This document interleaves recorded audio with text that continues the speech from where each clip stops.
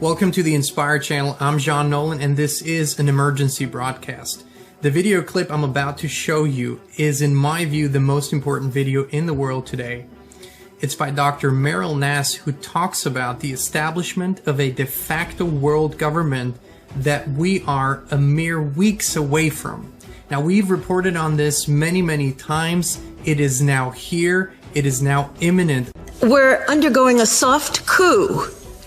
And the idea is to create a whole new set of laws and ignore the existing human rights laws and other laws under the pretext of pandemic preparedness and the biosecurity agenda.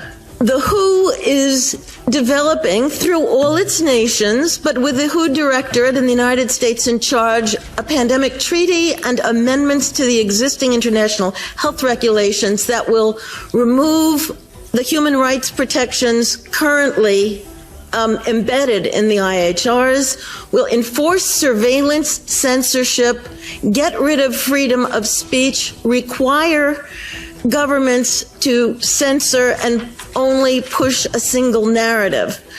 Also, we will be subject, if they can make this work, to vaccines developed in 100 days, which the organization CEPI is planning to do.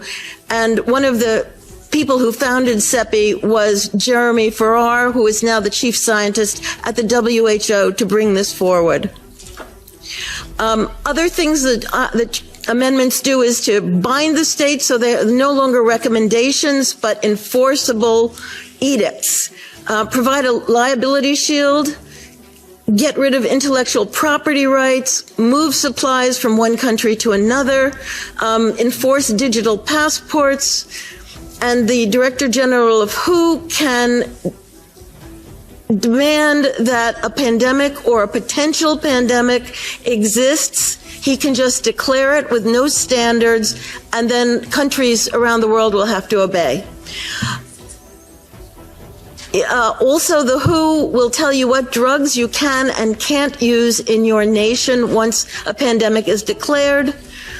Obviously, the budget will increase. One Health is another part of this. One Health is a concept that was created to enable the WHO, with these documents, to take over jurisdiction of everything in the world by saying that climate change, animals, plants, water systems, ecosystems are all central to health. Also embedded in this concept is a peculiar notion that humans are no longer of greater value than animals. All right, we've talked about this. The takeover of the WHO, the WHO, is imminent.